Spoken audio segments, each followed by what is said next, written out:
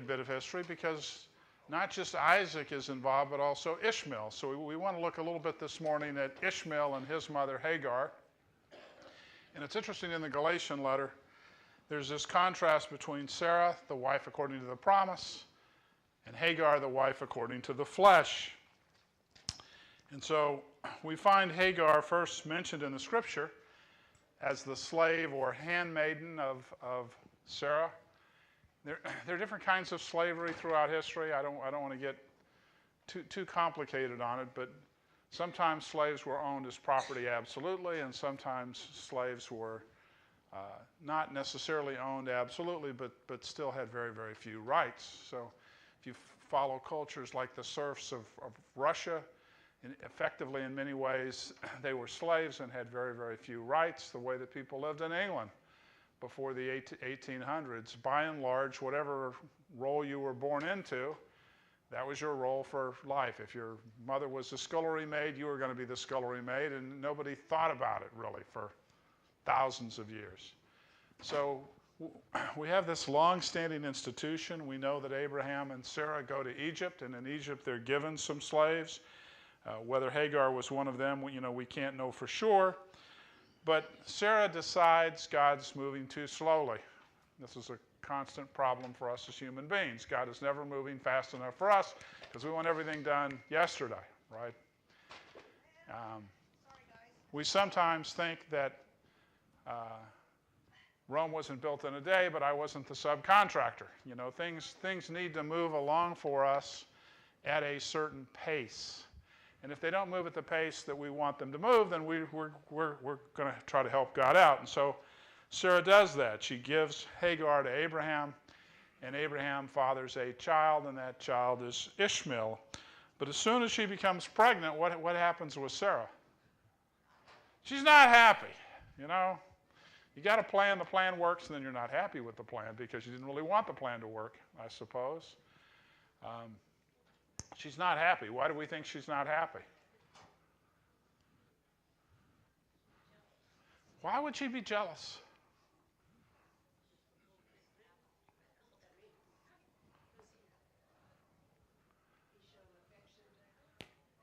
Showing affection to her? What happens to her status once she's pregnant by Abraham? She's carrying his child, right? You'd think that would change the way that Hagar thinks about herself, and probably rightfully so. But one of the things we see throughout the Old Testament is polygamy is always a disaster. Always. In Islam, you're allowed to have 4 wives.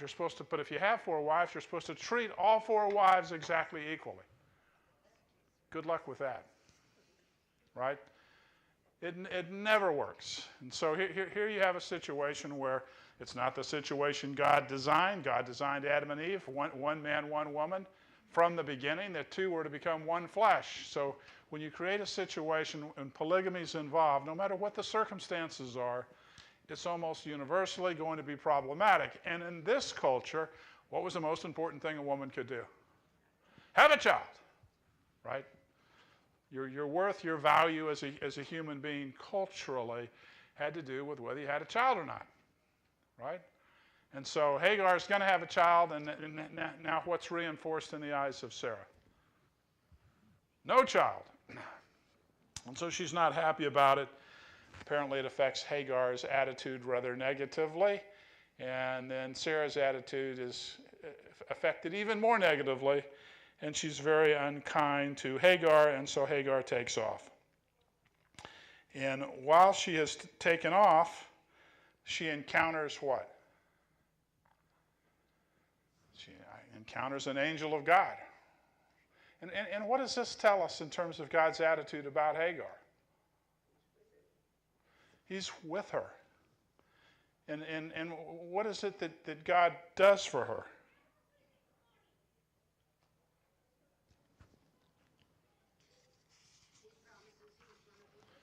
He promises he's going to be with her. What's going to happen to Ishmael? Ishmael is going to be made a great nation. There's going to be 12 princes that come from Ishmael. I mean, again, thinking about the culture and the time, what message could God have delivered that would have been more promising than the message delivered by the angel to Hagar? The answer is none. None. So God sees her distress. And yet, we know that Hagar represents not the promise, but what? Slavery, right? In the Galatian letter, Paul says there are two women. One woman's according to the promise, and one's going to bear a child according to the flesh. So there's this contrast that's made, between the two women. An allegory, shall we say?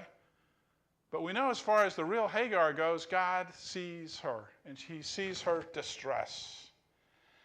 And quite often, it's hard for us to see people in distress, isn't it? What do we tend to do? Run. Sometimes we want to fix it to a point. In our culture, how do we tend to see distress? On TV, primarily. Although if you work downtown, you can see a fair amount of distress just walking the streets of Indianapolis. But by and large, we tend to see distress on television. And how often do we see distress on television? All the time, every day, day after day, week after week. And so what does that distress tend to do to us? Discourage us. It can overwhelm us. What else happens? We tend to ignore it. We tend to develop a very, very thick skin. My mother started off as a secretary. I think today we would call them administrative assistants, but she was a secretary.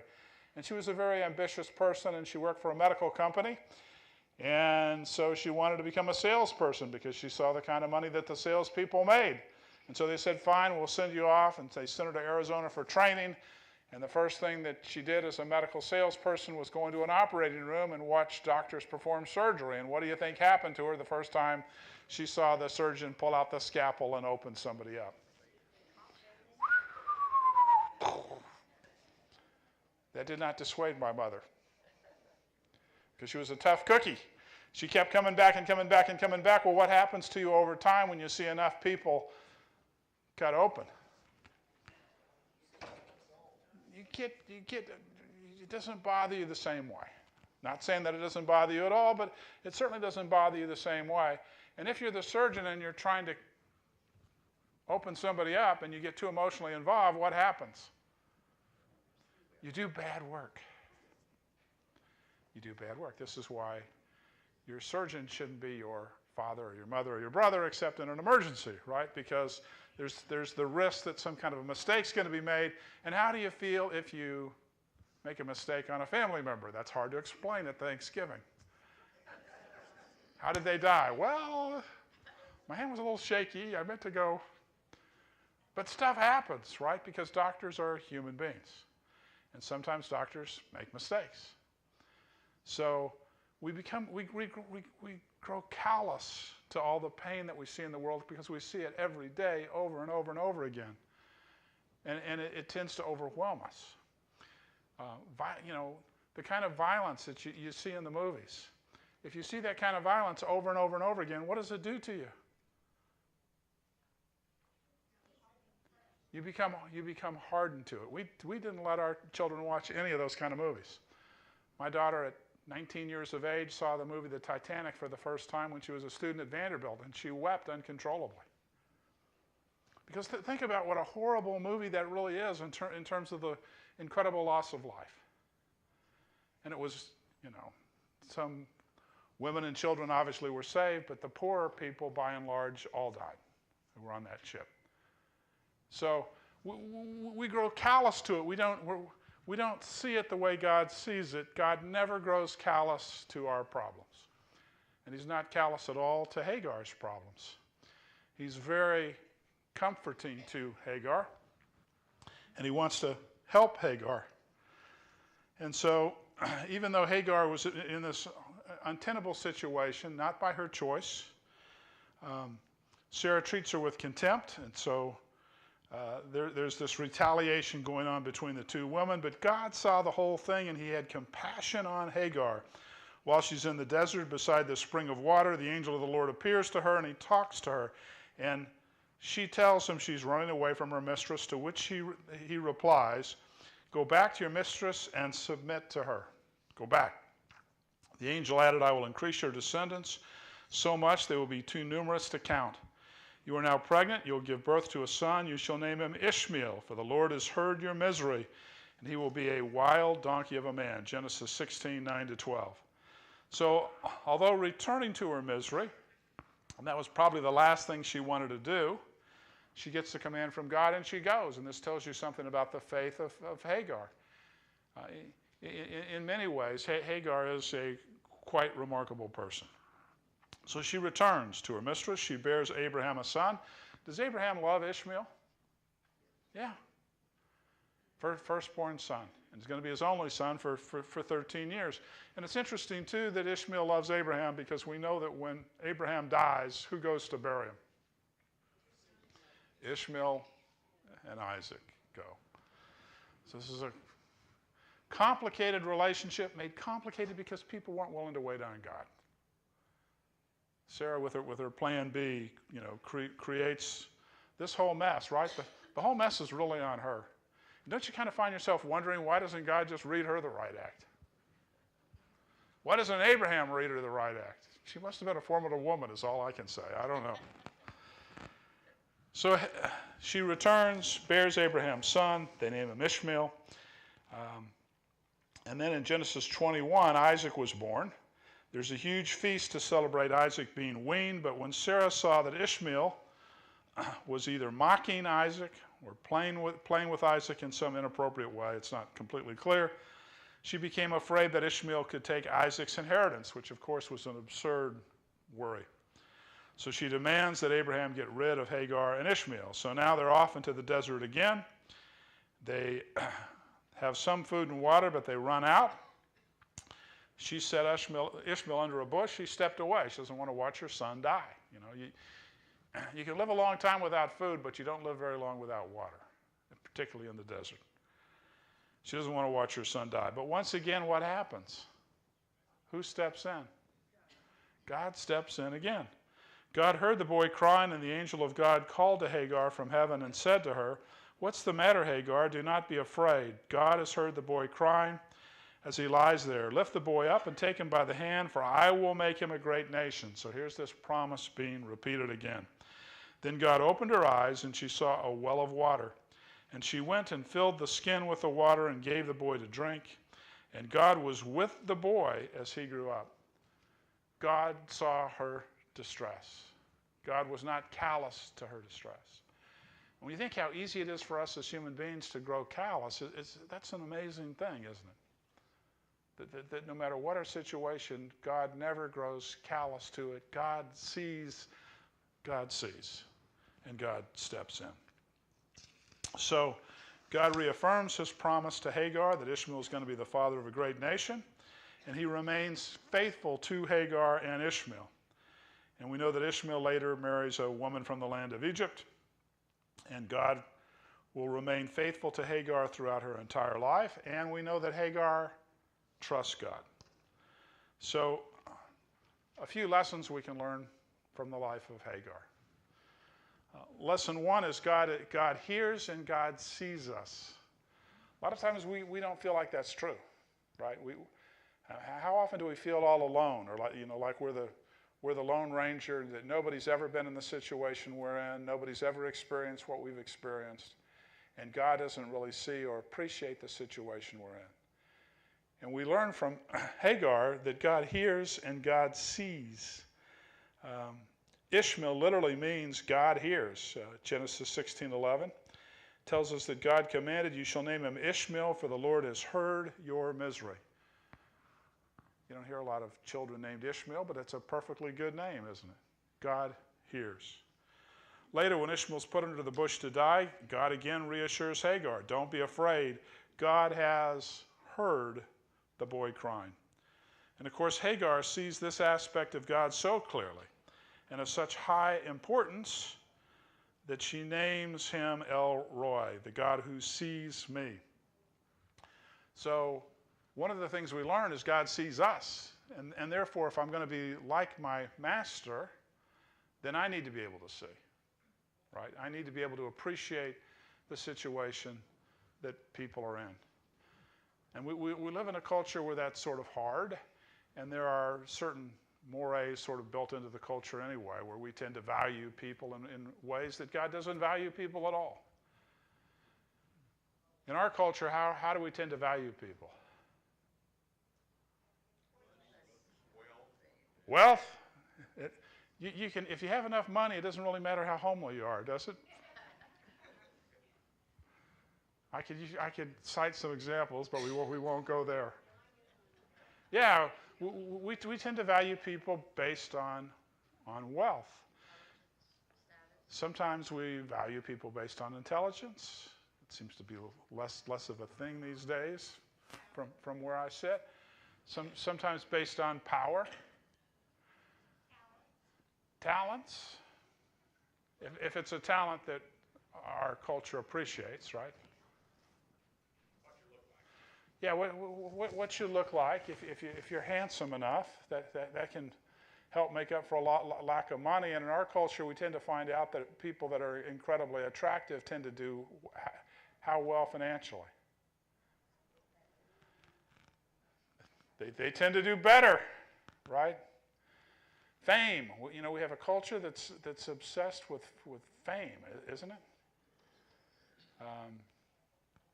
You know, we've got this weekend Taylor Swift in town, and I'm not here to criticize Taylor Swift, but just in terms of popularity, it's hard for me to kind of wrap my mind around the level of popularity that she has.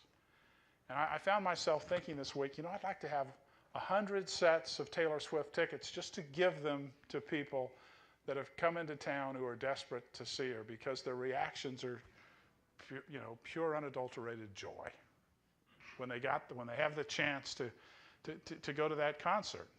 So I wouldn't sell the tickets. I wouldn't do anything except find people that I would think I could make happy, you know, by doing that. Well, we live in a culture that pursues that kind of fame and tends to value that kind of fame above almost everything else. And we want to touch that fame. We want to be close to that kind of fame. But what do we know about that kind of fame? We know it's temporary a lot of times. Well, we know for sure that it's temporary. You know, there's a great line in the movie Patent that stars, you know, George C. Scott. And he tells that how when the Romans won a great victory, they would have a parade for the general that won the victory, and he'd be marching down the Appian Way in Rome, and they'd have a slave next to the general whose job it was to whisper in his ear, "Remember, all fame is fleeting." So fame is fleeting. Does anybody know who the Taylor Swift was of 1920? Anybody want to hazard a guess? Here we are 100 years away, right, from a person who was every bit as popular as Taylor Swift, and probably not a person here can name who I'm talking about. What's that? No, the person I'm talking about lived in the 1920s. Did Valentino sing? I don't think so. He was a silent star who didn't do well when talkies came in. No, I'm thinking about the great Al Jolson, right? He made the first talking movie.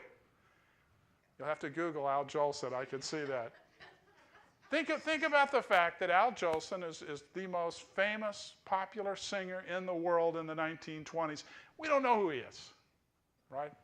Now, you know, because of video, whatnot, Miss Swift may live longer than Al Jolson. But I played my oldest daughter some of Al Jolson's music, and she thought it was just simply awful. And if you're thinking, okay, Al Jolson, what did he do? One of his big hits was California, Here I Come. So maybe that's the one song that maybe we know. But fame is fleeting, and particularly this kind of fame.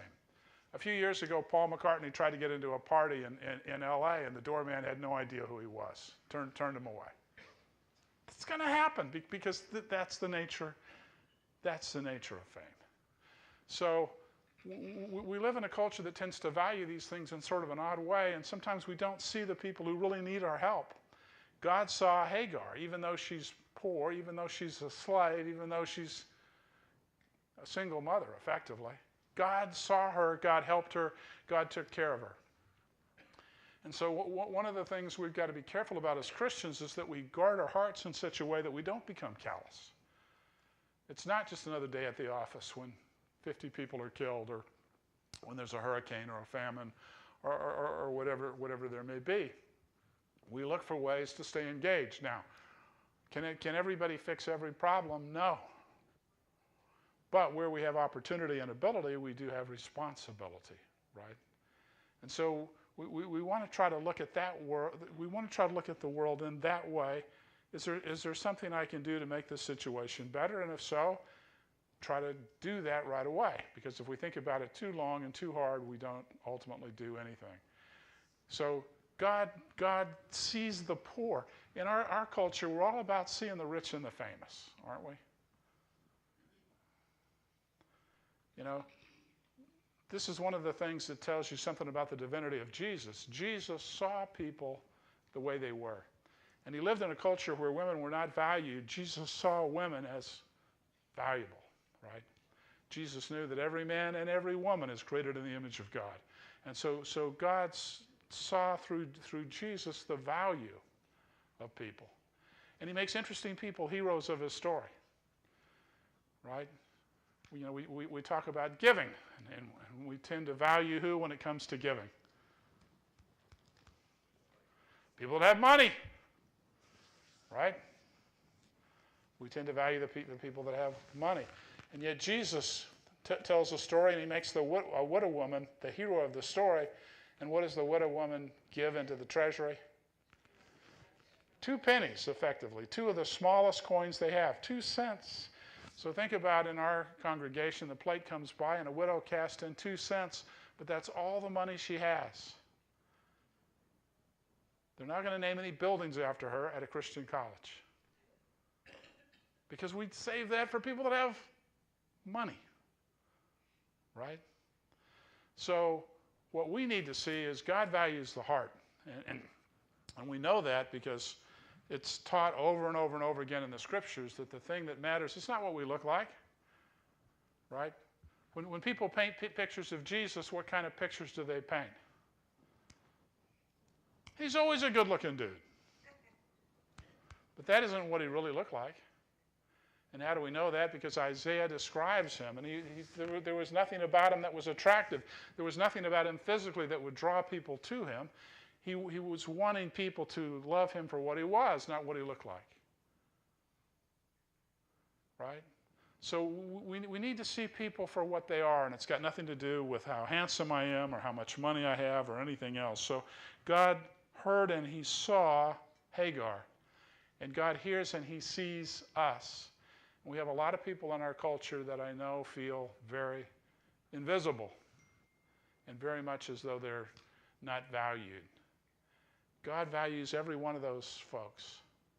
Jesus died for every one of those folks. And so when we look at the life of Hagar, we see that God hears and God sees in our distress. Even when we feel like we're all alone, God is there. Secondly, God provides. The first time that Hagar encounters the angel in the desert, she's by a spring of water. And the second time she's in the desert, to her knowledge, there's no water to be found, and God provides.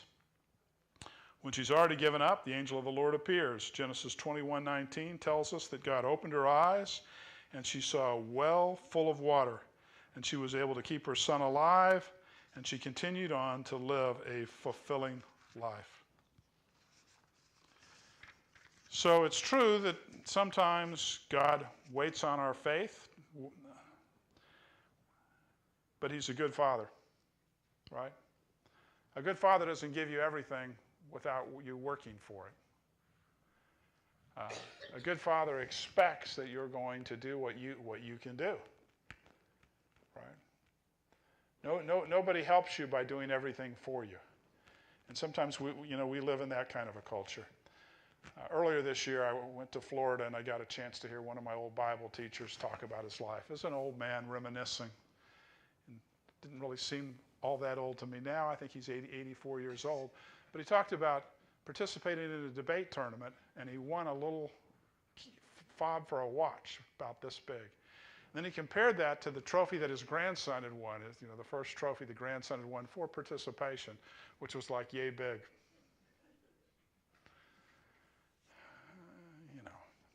Not trying to preach on the size of trophies per se, but we have this tendency to want to give everyone everything without people working for what they receive. And there's a real value in work. There's a real appreciation in knowing that you've earned something. I can remember the first time I won a medal in track and field, and it was probably about yay big. I ran a 5K a year before last with my daughter Rachel, and when we got done, they gave us this huge medal for participation. I think I finished 7th for the people that were 65 and older. And finishing 7th in my day, you got nothing. You got a pat on the back, good luck, son, you should train harder. We want to be careful that we don't give people too much. There needs to be a balance, but we also need to know that God will provide. And so what does a good father do? A good father makes you work. A good father makes you do your best, but a good father is there to pick you up when you fall down, when you're foolish. And most of us have been pretty foolish at one time or another, and we've needed our Father to come and put his arm around us and say, son, it's going to be all right. Son, it's going to be all right. So there's nothing that you could need more than water in the desert. And there's no sight more welcome in the desert than water. And God made the impossible happen for Hagar out of his great love for her. How many times has this happened in our own lives? We're down to our last dollar. We don't see any way out of a given situation. I can think of a number of times in my life when I was 20 years old, I decided to go to school in Florida. And I thought Florida was just like California, except 3,000 miles away. I'm sure none of you ever wanted to get away from your family, but I thought, yeah, I'd like to kind of get away from my family, but I want to go to a place that's just like California. Well, if you've not been to Florida and California, I can assure you the two states are not even remotely similar. But I was traveling along. I had $100 and a gas card. And as I'm traveling from California to Florida, I hit Las Cruces, New Mexico, and the car threw oil. And I had to be towed back to Las Cruces. It cost $40. I'm down to $60. But I keep driving. I hit Clinton, Oklahoma. If you've never heard of Clinton, Oklahoma, be glad. It's a godforsaken little town in western Oklahoma, and the engine of my car blew up in Clinton, Oklahoma. Now, I was driving a 73 Ford Pinto. It was 1976, so here I am in my 73 Ford Pinto. The engine is just blown up. If you know anything about Ford Pintos, they weren't very well built. Yeah. Somebody at the time told me that Ford stood for fix or repair daily, and that was just about right for the Pinto. The engine had blown up, but I nursed the car off to the side of the road. Now, do I know anybody in Clinton, Oklahoma? No, not a soul. But there I am with my car and about $50 left now, trying to figure out what to do. Well, the guy that ran the gas station said, you know, my blind son-in-law, now you can't make this story up. My blind son-in-law has a 69 Opel Kadett station wagon. And he goes, I can't promise you a lot, but it will get you to Florida. And he goes, I'll trade you for your Pinto, because otherwise it'll take a week for me to repair it, and it'll cost $1,000. Well, I didn't have a week. I didn't have $1,000. I had one payment left on the Pinto, which, by the way, I had installed an 8-track cassette Craig stereo system. This was the thing back in the day. All went to the guy's blind son-in-law, and I'm driving this 69 Opel Kadett station wagon, painted this ugly, ugly green that looked like it was totally washed out, and I drive on to Tulsa, Oklahoma. My father had a good friend there named Paul Hanna. Paul was a reservist. That means you had to spend 2 weeks on active duty each summer and 1 weekend a month. Well, he was off on his 2-week summer duty, and here I appeared. Mrs. Hanna was kind. She didn't really know me from Adam, but they took me in and they kept me for 3 days. Benjamin Franklin once said famously that house guests and fish both stink after 3 days. Now, I tried to be useful. I tried to help around the house, and I'm trying to figure out. I mean, I'm in Tulsa, Oklahoma. If you get a map out, you'll find it's about as far back to California as it is to Florida. Right? What to do, what to do? Well, I had to decide after 3 days. So I left the Hannah home, and I headed on to Florida, sleeping in my 69 Opel Kadett in rest areas as I drove on to Tampa.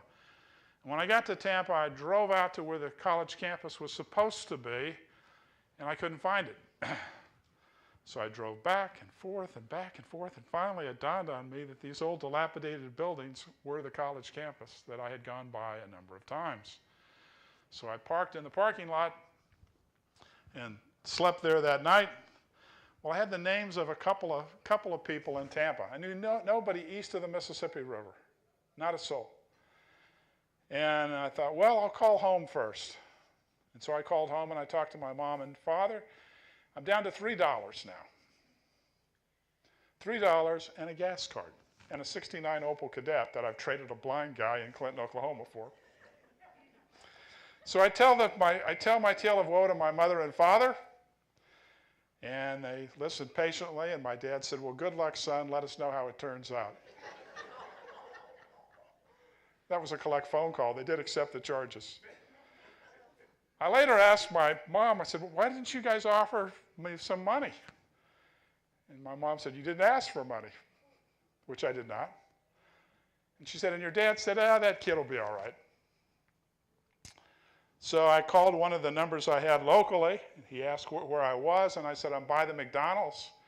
He said, which McDonald's? To which I said, does Tampa have more than one McDonald's? You can see this is the story of an innocent abroad. Mark Twain could have made a pretty good book out of this. So I slept in the car another night. I drove out to Clearwater, and I imagined the ocean to be like it is in Southern California. Big waves coming in, lots of surfers. And instead it's like a giant bathtub. And the water's crazy hot, and there are no mountains at all. It's nothing like California. So I'm down to my last phone call. It's a Saturday.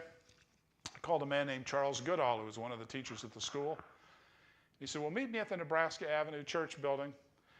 And when he arrived, I was sitting on the stoop, and I was reading a copy of a bound volume of a religious periodical called The Gospel Guardian for 1949 and 50. And I guess he must have thought, I've got to be somewhat innocuous. So we visited for the better part of an hour. He took me home. They fed me, bathed me, and I spent a week with the Goodalls. And within a week, I had a job catching lumber off a gang saw at the cable reel factory that was near the college campus. And there was a preacher who was going to be gone for 12 weeks on a long vacation, needed a house sitter. And so I had a house free to sit in. And Charles had loaned me $20 to get me over the hump, which I tried to pay him back, and he would never take the money back. I don't know that I ever felt particularly worried during all that. I think I felt somehow things were going to work out.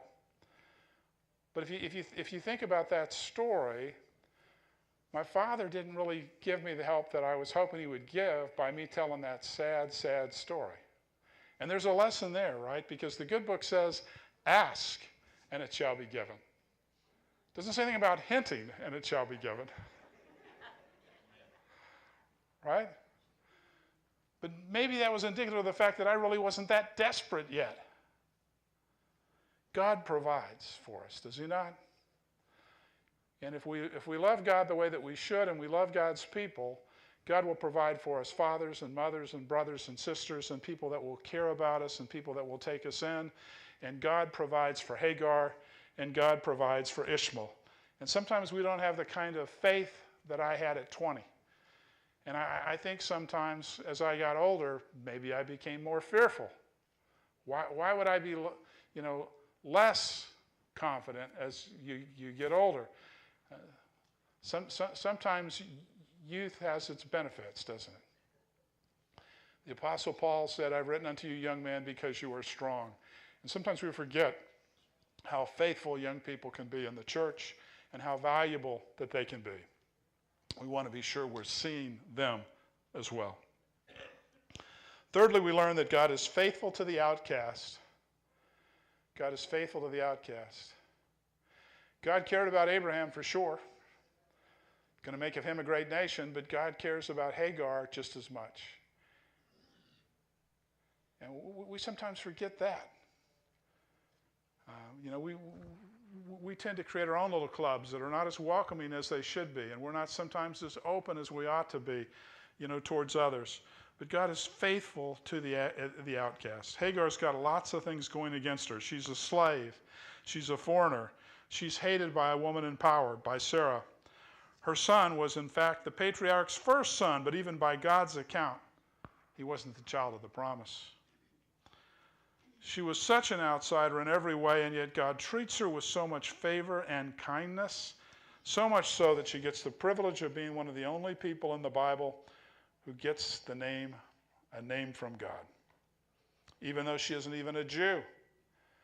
So this is something else, that we've talked some about, to remember that when God is giving the law of Moses to the Jews, God never leaves the Gentiles without witness. All people know that God's basic morality because God makes sure that they do.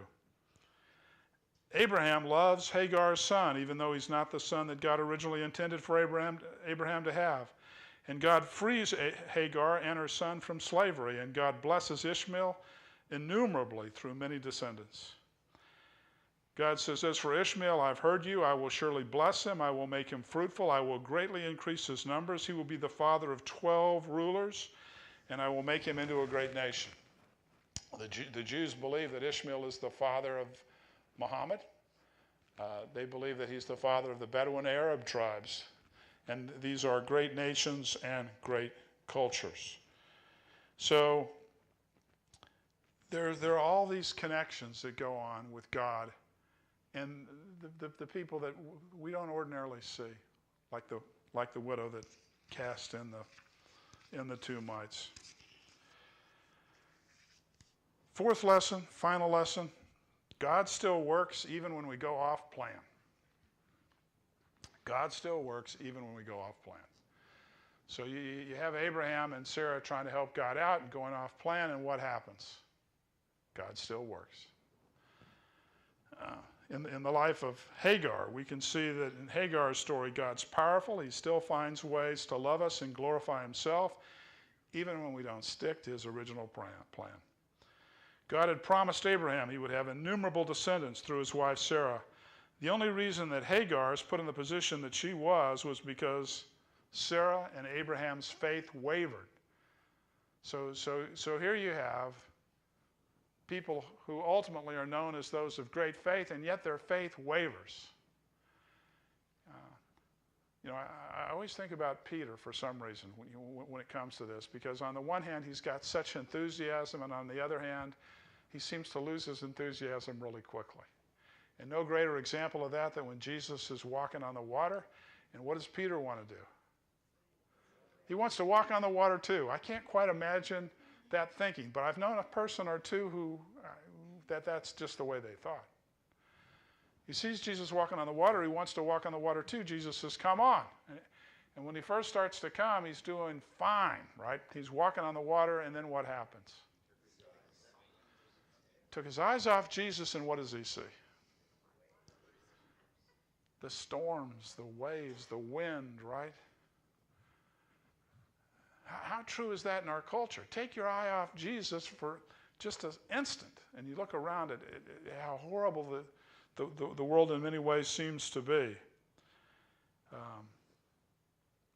Faith wavering. There's so much said in the Bible about the importance of faith. We know from Hebrews chapter 11 that without faith it's impossible to please God, because if we come to God, we've got to believe that he is. And you see people so often whose faith is destroyed. And sometimes it's destroyed by people that teach things that are lies. And sometimes it's destroyed by other things. But the reality is, no matter who you are, if you take your eyes off Jesus for more than a second, you're just going to be in trouble. God reaffirms his promise to Abraham, and Abraham asked God if it could be Ishmael who lives under God's blessing instead of Isaac, but God remained consistent. No, the promise was to Abraham through Sarah. And through this miracle comes the 12 tribes of Israel. Eventually, the ultimate promise that comes from God is what? Jesus Christ, right? You have this long history of the blessing. And we're going to ultimately all be blessed through Jesus Christ. It's not going to matter whether I'm Abraham's descendant. It's not going to matter whether I'm a Jew or a Bedouin, whether I follow Islam. None of those things are going to matter. The only thing that's going to matter is Jesus Christ. And we live in a culture where people are always wanting to add things on to the simplicity that should be in Christ. If you study the Quran, you'll find that they believe that they are descended from Abraham, and they believe that Abraham was a prophet. They just believe that Muhammad was a greater prophet.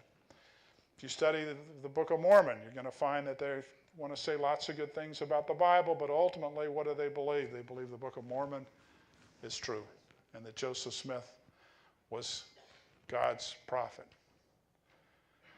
People want to constantly add something on to the simplicity that should be in Christ. And so when we read the New Testament the way we should, when we make it a part of who we are, what do we find out? We find out that God still works, even when we go off plan.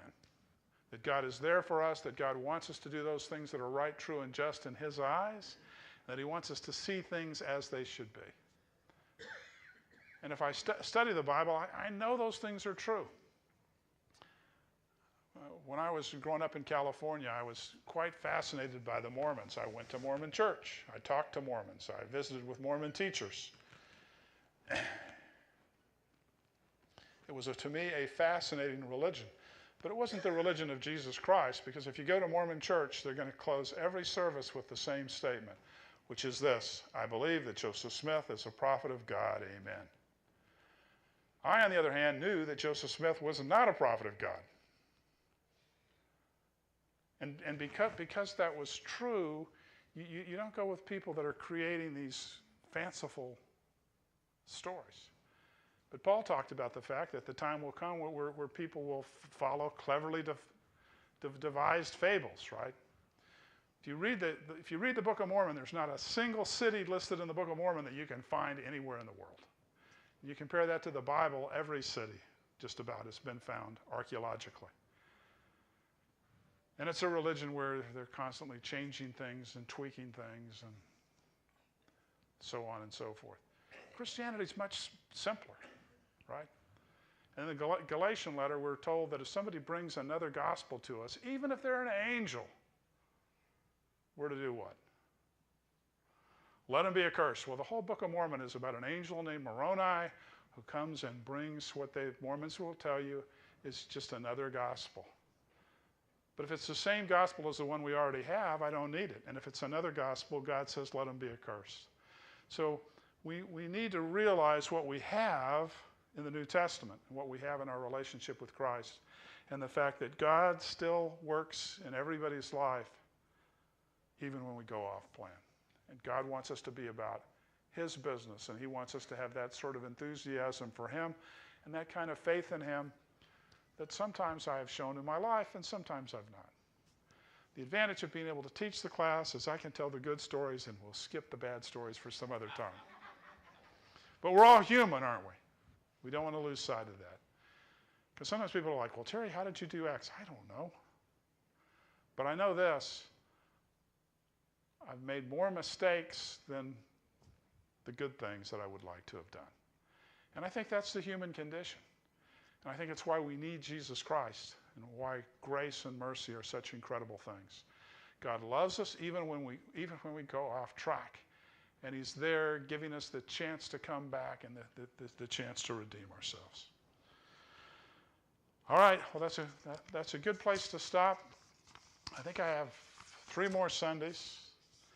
And probably we'll do one more Sunday on Abraham, and then I'm thinking about a couple of one-off lessons. And one of the lessons I'm going to teach, which would be not this Sunday, but next Sunday, I think I'm going to call something like this, Sir Arthur Conan Doyle, Sherlock Holmes, Harry Houdini, and the Bible. And I think it's an amazing story because it's got to do with faith and those things that seem to be things somewhat of illusion, which makes me think again about Sean Hull, who was a member of this congregation for many years and who is a magician, also runs the Cherokee Children's Home. And I know that Cherokee Children's Home has got a capital campaign going, and Dennis McDaniel's got information about it. And Cherokee Children's Home is a wonderful institution. A number of people from this congregation have actually gone out there, including the McDaniels, I know, and some others as well. And I would encourage you to take a look at that. And if that speaks to you, participate in that, help them out financially. It's definitely a good work. All right, that's it for today.